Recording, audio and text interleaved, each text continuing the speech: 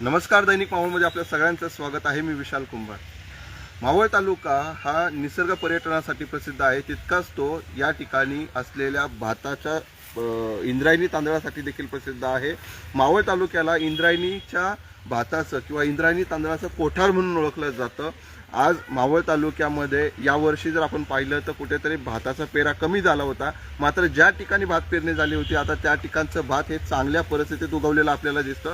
साधारणतः 12,500 हेक्टर क्षेत्रावरती मावळ तालुक्यामध्ये भाताची लागवड यावर्षी झाली होती आणि या सर्व शेतकऱ्यांच्या शेतामध्ये आता भात चांगल्या पद्धतीने उगवलेला आपल्याला दिसून येतं। साधारणतः दिवाळीनंतर इंद्रायणी भाताच्या काढणीची सुरुवात होत असते, मात्र यावर्षी थोडासा उशिरा भात लागवड झाली असल्यामुळे भाताची रोपं काहीशी उशिरा उगवलेली दिसतात। मात्र आता ही रोपं किंवा ही जे काही भात आहे, तांदूळ आहे, ते आता शेतकऱ्याच्या हाताशी येताना आपल्याला दिसतं। आपण पाहू शकतो माझ्या पाठीमागं की या ठिकाणी इंद्रायणी भाताचं लागवड केलेले हे तांदूळ आहे आणि हे इंद्रायणी भात आता या ठिकाणी चांगल्या पद्धतीने उगवून आलेलं आपल्याला दिसतंय। भात निसवले अशा पद्धतीने या ठिकाणची स्थानिक ग्रामीण भाषेमध्ये म्हटलं जातं आणि आपण पाहू शकतो की हे भात आता शेतकऱ्यांच्या हाताशी आलेलं आहे। लवकरच चांगल्या पद्धतीचा ऊन किंवा चांगल्या पद्धतीची ताप पडल्यानंतर हे भात पीक अजून चांगल्या पद्धतीने जोमाने बहरून येईल आणि त्यानंतर हे भात पीक काढणीसाठीची प्रक्रिया शेतकऱ्याला करावी लागेल। त्यासाठी भात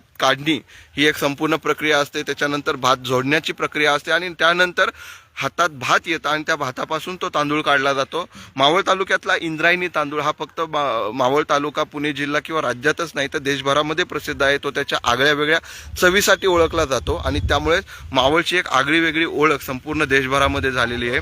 यावर्षी काही ठिकाणी थोडा पावसाच्या एकूणच नियोजनामुळे शेतकऱ्यांना भाताची लागवड करण्यामध्ये थोडीशी अडचण आली होती। सुरुवातीच्या काळात आपण पाहिलं की अवकाळी पाऊस चालू झाल्यानंतर तो थांबलाच नाही, त्यामुळे काही ठिकाणी रोपांची लागवड करण्यात आली नाही। मात्र ज्या ज्या शेतकऱ्यांनी भात लागवड केली होती आज त्यांच्या सगळ्यांच्या शेतामध्ये हे सोनं उगवलेलं आपण पाहतोय। दिवाळीनंतर साधारणतः भाताची काढणी केली जाते। ज्या ज्या ठिकाणी चांगल्या पद्धतीने भात काढणी योग्य झालेलं आहे ते सर्व शेतकरी आता भात काढण्यासाठीची तयारी करतात। आपण या समोरील जर शेत पाहिलं तर या शेतामध्ये आपल्याला दिसतंय की भात निसवलेलं आहे, चांगल्या पद्धतीने उगवून आलेलं आहे आणि हा भरलेला जो दाणा आहे तो आता उन्हाच्या तापल्यानंतर तो पूर्णपणे परिपक्व होईल आणि त्यानंतरच तो काढला जाईल आणि त्यानंतर त्याची जोडणी करून ती रास शेतकऱ्याच्या दारामध्ये पडते। मात्र यासाठी सर्वात महत्त्वाचं जे गरज असते ते म्हणजे सुयोग्य वातावरणाचं। गेल्या 2 दिवसापासून मावळ परिसरामध्ये आपण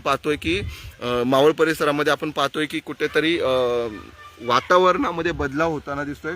अनेक ठिकाणी काल देखील पाऊस झालेला होता, मात्र या पावसामुळे शेतकऱ्यांच्या चिंतेत भर पडलेली आहे। कारण सध्याचं वातावरण हे उन्हाचं असणं खूप गरजेचं आहे, कारण हे जे काही भात आलेलं आहे हे भात आता हाताशी आलेला आहे आणि अशात जर पाऊस पडला तर हे भात पडू शकतं किंवा तो जो हातातोंडाशी आलेला घास आहे शेतकऱ्याच्या तो देखील हातातनं जाऊ शकतो। त्यामुळं सर्व शेतकऱ्यांच्याकडनं आता खरं तर प्रार्थना केली जाते की वातावरण आता चांगलं राहावं, दिलासादायक असं राहावं आणि त्यानंतरच हा भात शेतकऱ्यांच्या घरामध्ये जाईल आणि नंतर त्यांना वर्षभरासाठी त्यांच्या पूर्ण कुटुंबाची गुजराण त्याच्यावरती करता येईल। कारण मावळ तालुक्यामध्ये आजही बहुतांश लोक हे शेतीवरती आपला कुटुंबाचा उदरनिर्वाह करताना आपण पाहतो आणि हे संपूर्ण शेतकऱ्यांचं कुटुंब जे असतं या भाताच्या पिकाच्या वरती अवलंबून असतं। त्याच्यातनं येणाऱ्या 4 पैशावरती त्यांचं कुटुंब चालत असतं। त्यामुळेच ही जे काही आता सोनं शेतामध्ये पिकलेलं आहे हे सोनं शेतकऱ्यांच्या घरामध्ये जावं आणि त्यांची फक्त दिवाळीच नाही तर त्यांचं संपूर्ण वर्ष हे आनंदात जावं अशी प्रार्थना आम्ही देखील करतो। मावळ तालुक्यातील घडामोडींसाठी आपण पाहत राहा दैनिक मावळ।